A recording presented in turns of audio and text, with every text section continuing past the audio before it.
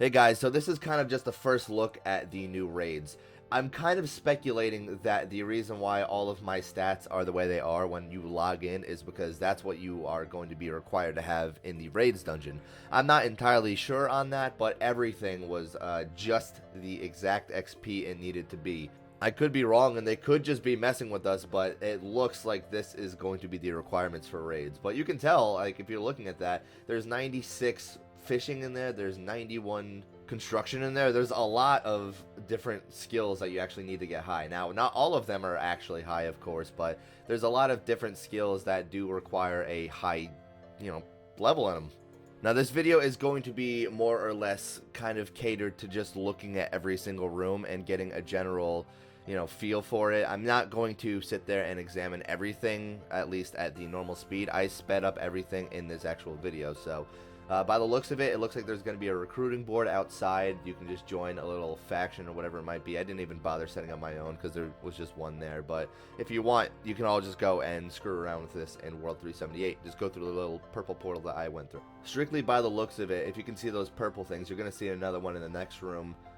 Coming up right on the left right here. I think I right clicked on it. Yeah, that thing. That is apparently going to harbor little monsters or creatures, whatever you want to call it, because I was just watching the Q&A live stream by Jagex themselves, and that is what Mod Ghost said. He's said that it's not done yet, but there is going to be, by the looks of it, something that potentially comes out of it. He said that there's monsters involved, though. So this is the first room. As you saw, I think you need 91 or 96 fishing to actually interact with the fishing spot. This is going to be where you can probably grow herbs or whatever it might be. There's an herb patch right there to the southwest. You can see it on the mini map. It's a little spade, but you can't do anything, obviously.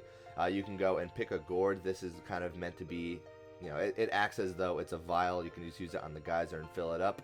And there's no fishing spots as of right now, of course, but that's pretty much what that is used for. I think I tried to just take everything and see if I can interact with anything, but not much really lets you interact with it in this room. So yeah, that's where I actually went to go, and it just says coming soon as well. I'll kind of just talk about every room as it comes up as well. So this room, I think that there is going to be, I'm pretty sure there's going to be monsters in just about every room, because I don't think you are allowed to actually progress to the next room until you actually kill everything in that room.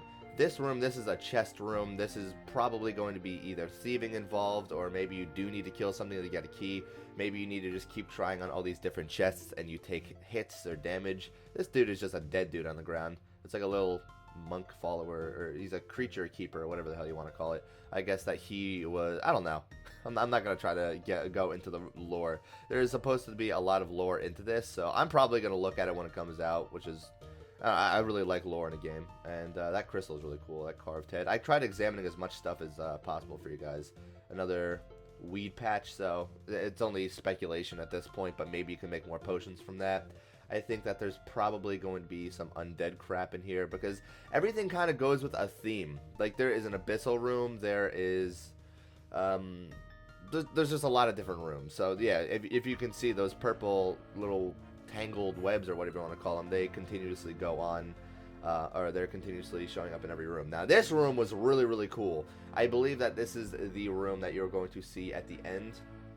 No, it absolutely is the room that you're going to see at the end. It is the room that has this big, it wasn't really, the name wasn't really given. I think I heard Soilborn, but again, I could be entirely wrong. The dude's name is Soilborn. He is a really big NPC. It's going to be, I think he is like the size of, it's like a super fire giant, more or less. I just really like the look of the crystals. This guy said that you can see the room above you if you tilt the camera just right, but I didn't really see anything. I tried looking, but I couldn't really see anything anyway.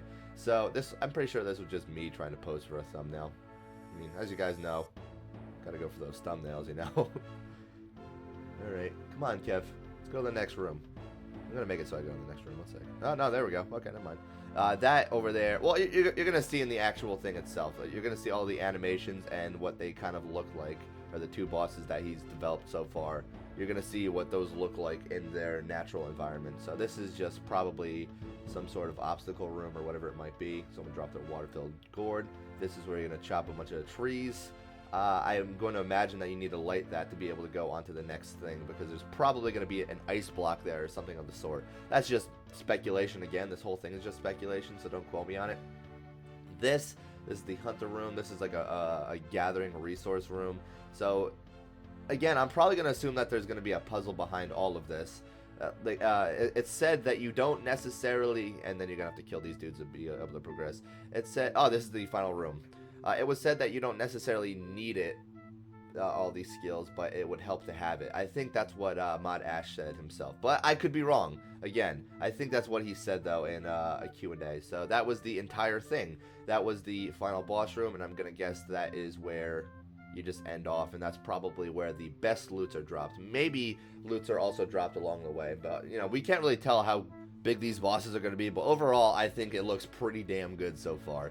And of course all of the dungeons or the raids scale, so it's pretty much going to be different every time. I think it's going to be just about different every time. The rooms scale, though, if you are with more people, I think that essentially it becomes harder. Although I read a thread on Reddit where it said that it essentially gets easier when you go into the raids with more people.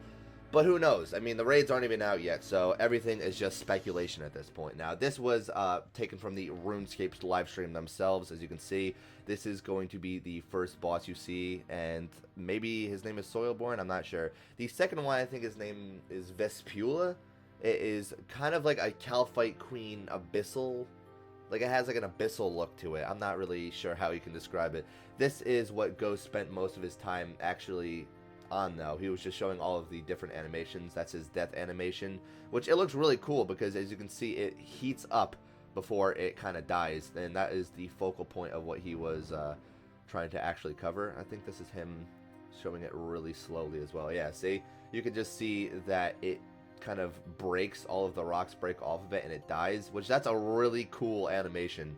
It was originally said that it's kind of going to be like a suicidal sort of thing. Like, once he dies, he is going to cause a lot of damage to anyone that's kind of near him. Kind of like a retribution almost, but they said that they ran out of dev time. So maybe we will see that in the actual raids. Maybe we won't see it. Overall, though, I think it would be cool regardless, because look at this thing. I don't know if you can really tell of the actual height it's going to be, because I initially thought that it was just going to be like a normal player. Normal player size, but this thing is absolutely freaking huge. It was designed with way too much detail, though, so it's kind of silly of me to actually think that it would be small. Even though Ghost designs everything with good detail, there is a lot of different little detail paid attention to. I mean, like, just look at his belt. You can just tell all of the different gradients that's going on in it. The sword has a bunch of different gradients. Overall, this was a really beautifully designed boss. So this is going to be one of the bosses that you actually encounter within the raids dungeon. You are definitely going to encounter more than one, though, for those that aren't really aware. And just to be thorough, I'm going to show you guys all of the animations that it actually has. Now, you can see the sword it kind of has on it. The coolest thing about that is right here, it's actually forging its own sword. It's not going to be forging it, in thin air. You're going to see in about a minute or so that it's going to forge on a rock. And this was if the bosses had run animations. This is exactly what it would look like. Kind of weird, but that's why they don't really have run animations. I'm sure he could animate it to be a lot better, but pretty much every boss doesn't go faster than a slight little walk animation, as you can historically tell. So I believe after this is when we actually just jump into the real environment. Yeah, here it is. So this is the room that I was talking about before. Look how big this thing actually is. See, it's just hammering its own little sword right there. I'm not sure if it keeps doing that or not, but it hammers its sword on that rock. It's kind of like a little altar for it, or whatever you want to call it. This is kind of like Tazar themed, I would speculate at least. And he's just going over how he colored all of the different things. And this is just the room he's going to be in. So overall, this thing is absolutely freaking awesome. And then he's going to go on to the next room. As you can tell, this is kind of towards the Abyssal Room. That is in the Abyss itself, where the Sire was made, which I guess they reused that, or kind of had the same similar model. So as you can tell, like, as I said, this is kind of like a Calphite Queen-esque sort of raids boss. It is just the Abyssal form of it, I guess. The caterpillars are going to be its minions, and those are definitely going to hit you hard. They don't have any sort of animations for it yet, but this is fully animated. So that's pretty much the first look at raids. So thank you guys for watching. If you have any corrections for anything I said, then just comment it down below. Overall, I think that this is probably going to be one of the coolest updates that actually comes to RuneScape. So we'll see when it actually comes out. I'm sure that I got potentially something wrong in there. I don't really think that we were given much information, but everything I saw about raids I tried to put into this, at least the first look at it. So hopefully I did a thorough enough job for a first look. If not, then I'll be sure to make another, well, I'll probably be able to make another video in the future when it actually comes out, you know, the raids itself, because I'm of course going to be doing it as, you know, like everyone else. So thanks for watching, and I will see you next time, guys. Bye.